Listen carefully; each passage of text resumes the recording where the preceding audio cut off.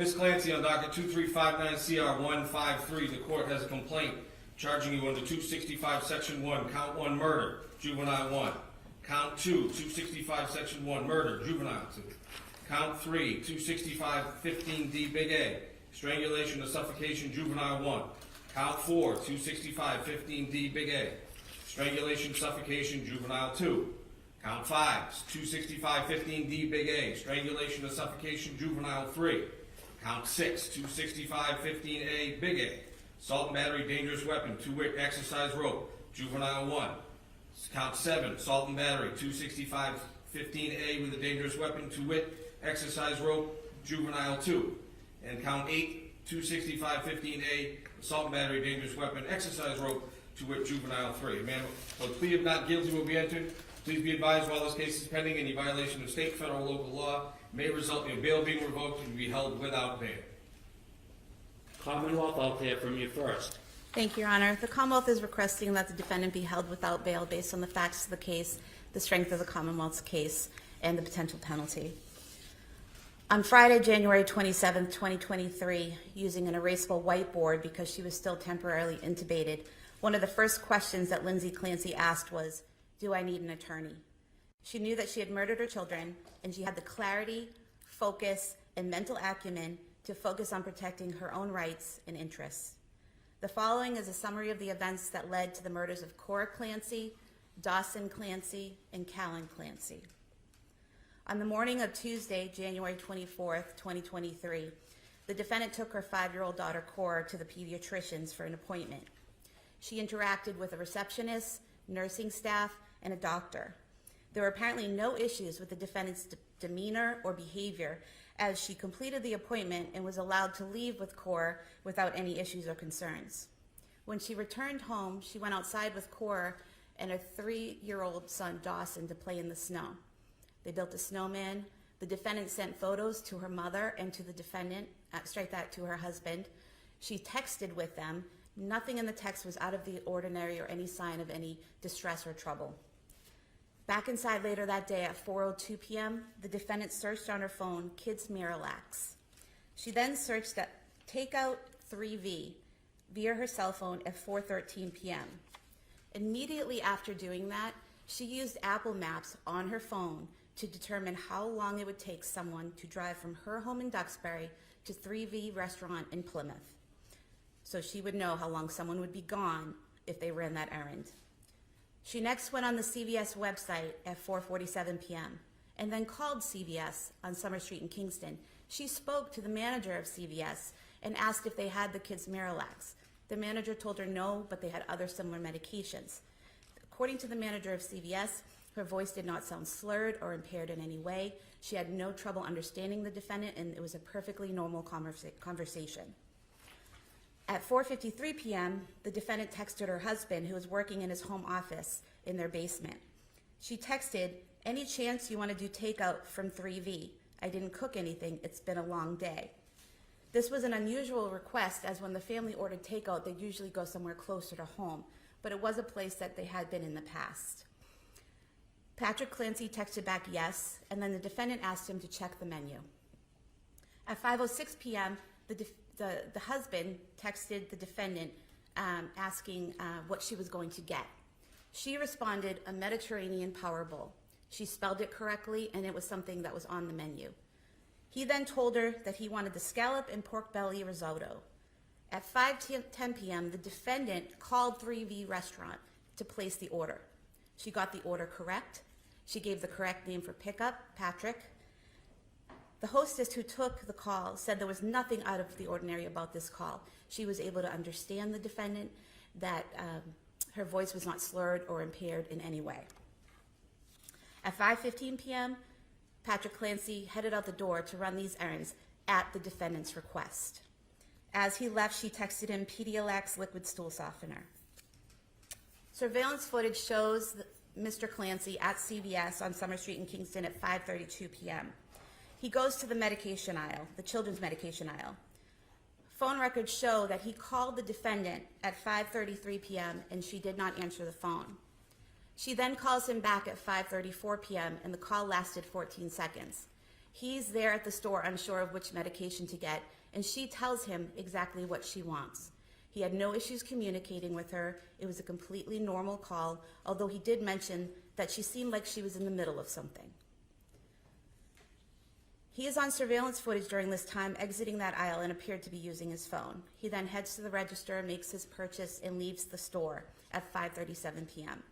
He's next seen on footage at 3V Restaurant at 5:54 p.m. He picks up the food and he's out of there within a minute.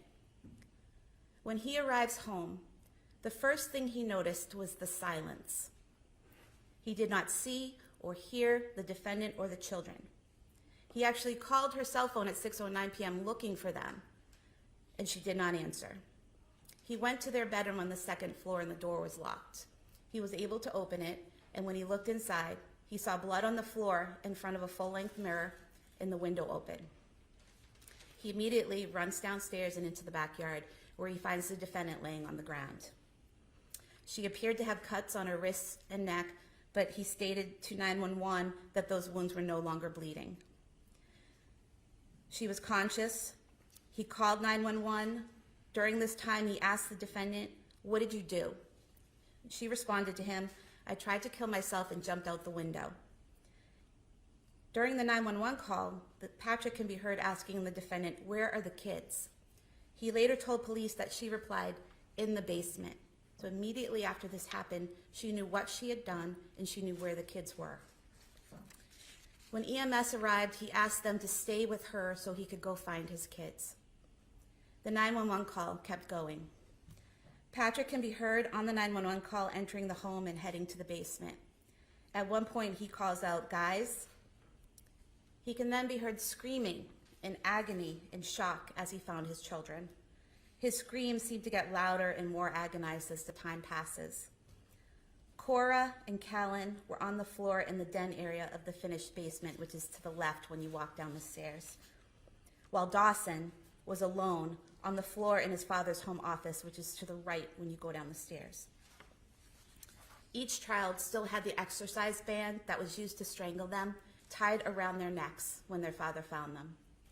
Dawson and Callan were face down on the floor. Cora was on her side with her torso turned towards the floor. He removed the bands and begged them to breathe.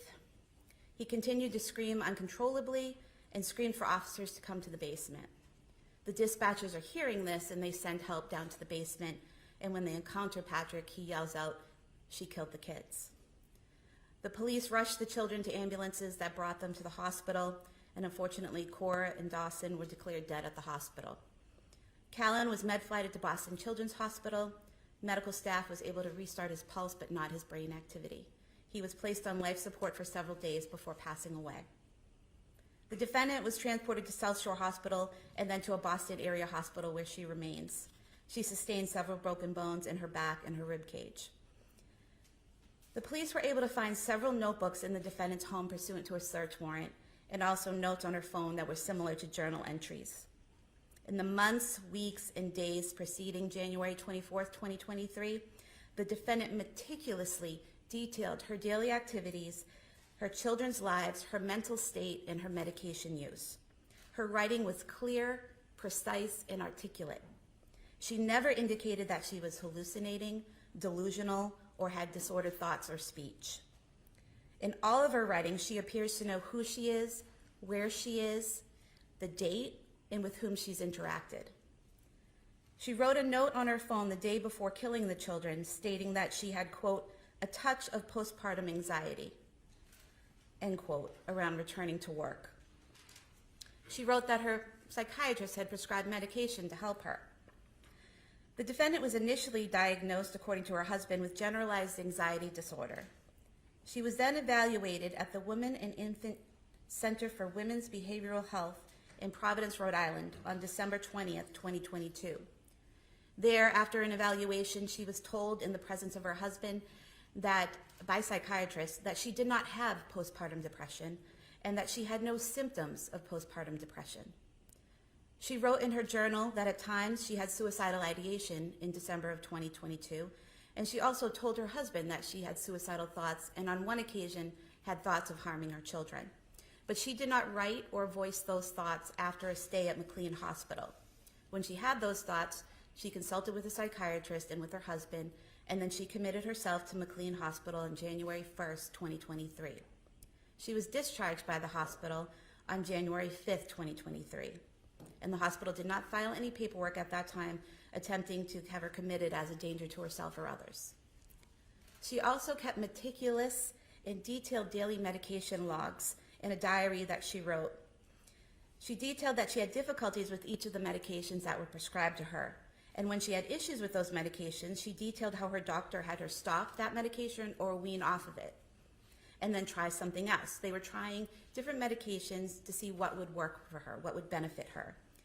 According to her husband, she was never on more than 4 to 5 medications at one time.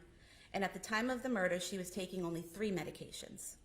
And he said to the police that she always took the medications as prescribed. After her stay at McLean, the defendant appeared to be getting better, according to her husband. She slept well, interacted with friends and family. She went out with her kids and husband to places like the Kingsbury Club in Duxbury, the Charlie Horse Restaurant, the Museum of Science in Boston, the Cape Codder down the Cape, interacting with her family and the public without any apparent difficulties.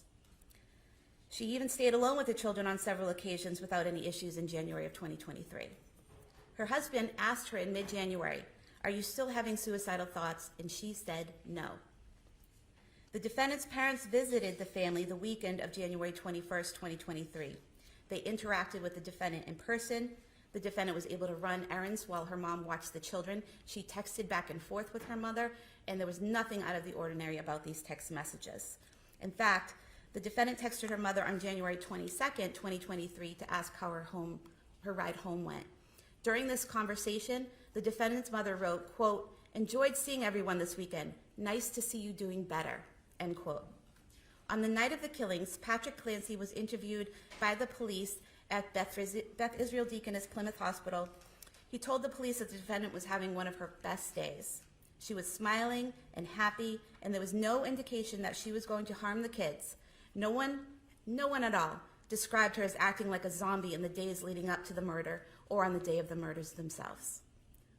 On February 5th, 2023, this past Sunday at 1:35 p.m., while sitting with Dr. Paul Zeisel, the psychologist hired by defense counsel to evaluate her mental state, the defendant used Dr. Zeisel's cell phone to call her husband. She left a voicemail stating that she loved him. Yesterday, on February 6, 2023, at 10:09 a.m., she again used Dr. Zeisel's cell phone to call her husband. This time he answered, and during this call, the defendant stated that after he left the house that night, she killed the kids because she heard a voice and had, quote, "a moment of psychosis," end quote. He asked her what voices she heard, and she said she heard a man's voice telling her to kill the kids and kill herself because it was her last chance. Patrick Clancy told the police the defendant had never heard voices before. He also told the police the defendant had never used the word psychosis to him before. The first time she used that word psychosis was when she was with the doctor hired by defense counsel and using his cell phone. The defendant actually wrote a note on her phone on October 25th, approximately 3 months before this happened, October 25th, 2022. She wrote, quote, "I think I sort of resent my other children because they prevent me from treating Cal like my first baby. And I know that's not fair to them, I know that. I was feeling so depressed last evening when Cora and Dawson came home from school. I know it runs off on them, so we had a pretty rough evening. I want to feel love and connection with all of my kids." She then wrote that she wants to have more kids eventually. The children were killed by ligature strangulation. Ligature strangulation causes the victim to become unconscious anywhere from 10 seconds up to a minute. The more the victim struggles, the longer it takes. After the victim is unconscious, the ligature must be held in place with force, squeezing the neck for up to an additional 4 to 5 minutes to cause death. Therefore, she had to strangle each of them to unconsciousness and then make sure the bands were squeezing their little necks for several minutes. She could have changed her mind at any point during that time and removed those bands from their necks, and she did not. The defendant did not take advantage of the situation when her husband left the home that night. She created the situation, and she used Apple Maps to make sure she would have enough time to strangle each child before her husband returned from where she had sent him. The defendant is a danger to herself and others. She planned these murders, gave herself the time and privacy needed to commit the murders, and then she strangled each child in the place where they should have felt the safest, at home with their mom. She did so with deliberate premeditation and extreme atrocity and cruelty. And to supplement what the defense counsel's provided, I have a statement of bail argument to file with the court. And of the next defense court. Thank you, Your Honor. Thank you very much. Attorney Reddington. Thank you very much, Your Honor.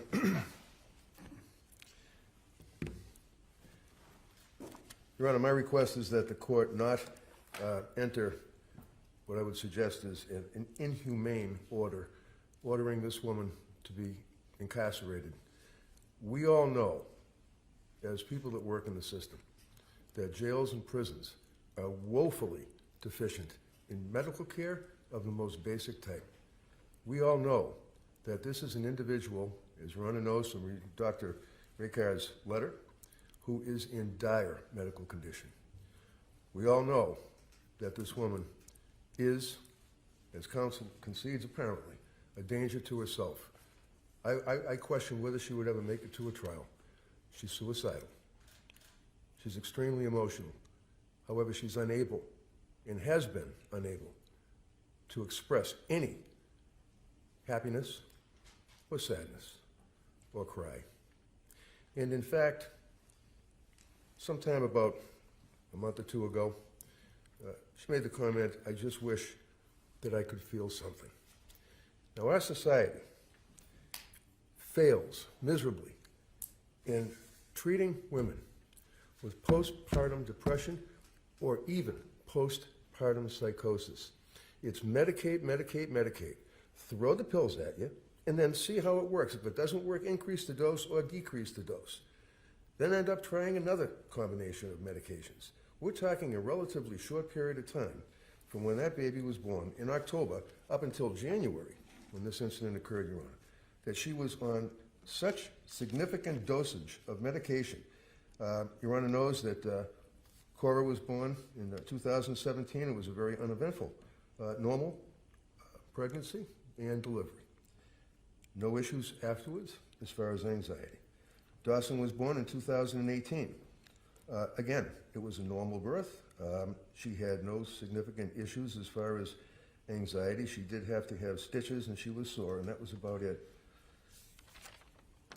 Then, of course, Callan was born. When Callan was born, she ended up becoming depressed, suffered from significant anxiety, as a result of which she consulted with a number of doctors. A number of doctors indicated that she would be able to sleep, she would be able to feel, she would be able to emote once these medications kicked in. And again, as I say, our medical in our society completely abandons women with this condition. It's easy to say, come on, you have a healthy baby, you have a wonderful husband, you're able to take care of your kids in your home, you're lucky. Take the pills, you'll be okay. Well, they put her on a number of medications. They put her on Prozac, which Your Honor is well aware is what's known as SSRI, selective serotonin reuptake inhibitor. Your Honor knows that along with some of these medications, they have the black box warning from the FDA, may cause suicidal ideation, may cause homicidal ideation. She was on Ativan. She was on Benadryl. And then she ended up being told, okay, because she was complaining about the effects of the Prozac, they said, stop the Prozac, we'll find something else. They put her on Remeron. Then they added on Seroquel. And Your Honor, I attached from David Benjamin, the toxicologist, some papers with the submission, and Your Honor can see the side effects that this Seroquel causes. She was having bad thoughts. She was having worsening depression. Her husband suffered through that phase. Her parents were well aware of the fact that she was suffering from this depression and depressive phase. She wasn't sleeping. She ended up, at some point, Your Honor, December 31st, she was on Seroquel.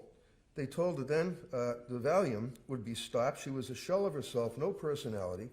and went to the doctor again. The doctor again prescribes the Seroquel, and then they took her off the Seroquel. And then she went to the doctor, and at that point, they prescribed trazodone, Ativan, amitriptyline, right up to the very end, when she was so bad that she voluntarily turned herself in, if you will, to the McLean Hospital. We know that that's a psychiatric hospital. She was at the McLean Hospital for a period of about 5 days. While at the McLean Hospital, they basically tried to get her off the Seroquel. She wanted to get off the benzodiazepines. She felt that she was being addicted to the benzodiazepines. She then ends up on trazodone, Ativan. Her mood was terrible after she got out of McLean Hospital. She still had the suicidal thoughts. As the government has indicated, she even told her husband that she had suicidal thoughts. You think this is something that she's planning to kill these 3 kids by going and getting a menu, going on to Google Maps or whatever it is, and finding out the distance?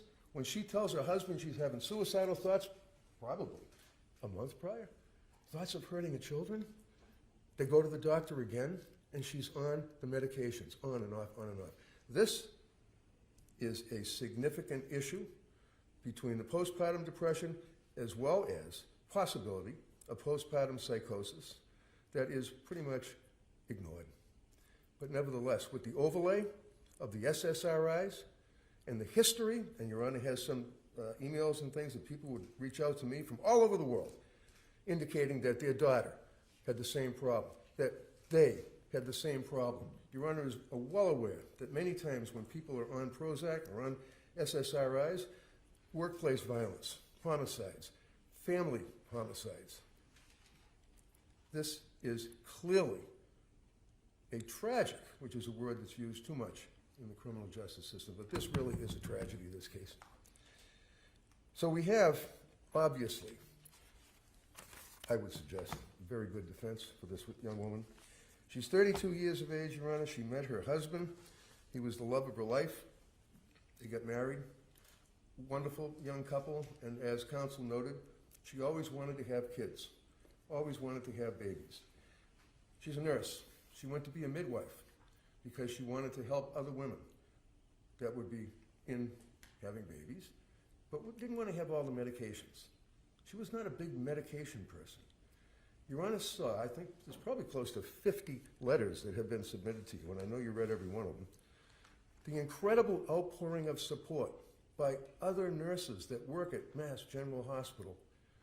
The fact that these women have the vigil, that they write the letters to this court imploring you to understand that you sentence, as far as bail issue, the woman before you, who was a beautiful person, who was thoroughly destroyed by these medications.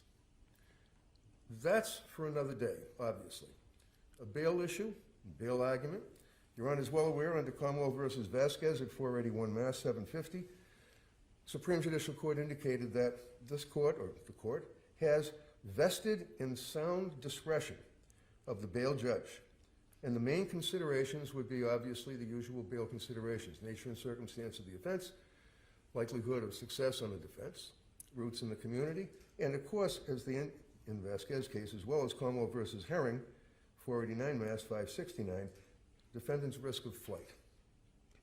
So now you have a situation, Your Honor, where this woman has incredible support, as you saw, letters from Foxborough that were signed by about 15 women, letters from her family, friends, letters from people she's known since the 6th grade that have stayed in touch with her. One thing that's a theme that is readily apparent is that Lindsey loved her children, that she would always, one of the letters said, she would always rub her belly, rub her belly. She had pictures of her pregnant, standing next to Patrick, hanging on the wall. I was in the house. The house is absolutely loaded with indicia of love for those kids. Photographs on the wall, little drawings, all sorts of games, toys, playpens, bassinets in the living room, in the dining room, the kitchen loaded with toys. Virtually the entire house, including their master bedroom. Toys, things for the kids. This is not a situation, Your Honor, that was planned by any means. This is a situation that clearly was a product of mental illness. Now, under the Vasquez case, one of the issues, as I said, is whether or not there's a risk of flight. Now, I did submit to Your Honor a letter that was written by her physician, her attending surgeon, Nakul Rekha. And this doctor was in surgery until 8:30 at night and actually took the time to write this letter for you to review. And I just want to make note that he makes reference to the fact that she is now in her 12th day of hospitalization following admission on January 25 after a 20-foot fall. She suffered, unlike when the government Friday was saying that she can move her legs and she's getting better, she's okay. No, she's not okay at all. He indicates that she suffered several severe spine fractures, including spinal cord transection, you know what that means, at the level of T5, T6. As you know, she had surgery for this from the Orthopedic Spine Surgical Service, who performed a decompression infusion. Unfortunately, she is not expected to recover meaningful function at this point below that level of the spinal cord, which makes her a paraplegic, unable to move her legs or feel sensation from below her, he refers to umbilicus or belly button. He says she has no function below this level. Additionally, less active issues include rib fractures in the chest, both sides cervical spine fractures, necessitate the wearing of a collar around her neck due to the cervical spine fractures. She's paralyzed. The doctor indicates that she needs significant medical treatment. Doctor recommends that she would be discharged to Spalding Rehab. Now, you know that we have Spalding Rehab. You know that we have the Worcester Hospital. This court is vested under Vasquez with your authority to have this woman not held on bail. Perhaps put a GPS on her, I guess, if someone's concerned that she's going to miraculously recover, which isn't going to happen. As Your Honor knows, being a paraplegic, paralyzed, she can't move. Can't get off the bed. She can't walk. She can't even go to the bathroom. She has to have 24/7 medical care. Her emotional state is so bad that there is a significant fear of suicide. She has to have someone sit in the room 24/7 to watch her. They don't talk to her. They're not, chatting it up. They just sit there and watch out of that concern that she would commit suicide. So you have a paraplegic who can't walk, who is definitely a danger to herself, and the government wants to put her in where? Framingham State Prison? Plymouth House of Correction? There's no way that any humane person would do that, especially within the structure of our criminal justice system, where a person is presumed innocent. And I'm not suggesting with the facts that the government has read, but she has a good defense. She's got a darn good defense to this case, because that's what happened. And I just want to share with you, Your Honor, one of the things that's interesting. When I was in the House, I came across a drawer that had a bunch of pill bottles in it, and I called the DA and I said, I got these pill bottles, and we made arrangements. I'm going to be giving them to them. And it's all the Prozac and the Trazodone and all that stuff. But inside the drawer was this little vase. And I didn't know what it was. It just looked like a little vase to me. And my wife said to me, oh, that looks like a wish vase. I said, what's a wish vase? She said, when people write down little wishes and they put little pieces of paper and they put them inside the vase. And there are literally dozens of these little pieces of paper that talk about Lindsey's wish for happiness and health for her children, that she could get pregnant again, that she would be able to be with her children, little Callan, Dawson, Cora, that they would be happy, healthy, and successful. This is not a woman, Your Honor, that had any reason to harm those innocent children. My request, Your Honor, is that the court would put her on a GPS if you feel that's required, and let the doctors continue to treat her. Let her go to Spalding Rehab. She will sign a waiver that allows probation at any time to speak with her treating physicians or social worker. Find out how she's doing. Does it look as though she's getting close to regaining the ability to walk, which she isn't, but nevertheless, they would be able to do that. And then the government would be notified, and they can come back in here again and try to hold her without bail, and my request would then be to Worcester for the emotional and the mental illness aspect. I don't think that it's fair or just or consistent with our duties to each other as human beings to put her in jail. I'm asking that she be allowed to continue with her medical treatment, Your Honor.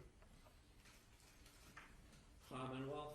Honor, if I may, I did look into medical treatment if she's held.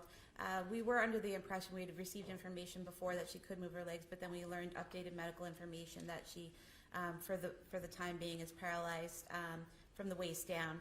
If she is held, she could go to the Shattuck Hospital. If Shattuck does not have what she needs, she can be sent to another facility, and the corrections officers would go with her there. Shattuck would actually work with her, the doctors at the hospital she's currently at, to determine the best course of treatment, and if whatever she needs, she's going to get. But as defense counsel said, she is a danger to herself, and from the Commonwealth's perspective, others. And just because she is paralyzed does not mean she's not a flight risk. She will be in a wheelchair eventually, and she can be driven somewhere, she can be flown somewhere. It does not mean that she will never be able to leave this area. Just would like to say that Sure. Yeah, I'm sorry. Go ahead. Thank you. I have been, unfortunately, in the Shattuck Hospital. To suggest that she can get, quote, what she needs from the Shattuck Hospital is absolutely not true. The care that she's receiving at the hospital she's at now and the care that she would be receiving at the Spalding Rehab are light years ahead of the dismal, dank conditions of the Shattuck Hospital that we put our prisoners in. It's like something out of Iran, and that's not fair or correct. Thank you both. Both of you, all of you who appeared before me that will be litigating this case are all very well respected, and I'm sure at some point in time in Superior Court, this case will be tried in a very professional and very well by both sides. As counsel stated in Commonwealth v. Vasquez, the Supreme Judicial Court addressed the issue of bail in first-degree murder cases, and Justice Lowy issued a detailed decision about the issues in these types of cases. The court found that a defendant charged with first-degree murder has no right to bail, but may be admitted to bail in the discretion of the judge. The court ruled that a judge should consider the nature and circumstances of the offense and weigh the defendant's risk of flight in light of the strength or weaknesses of the Commonwealth's case and the potential penalty of a sentence to life in prison.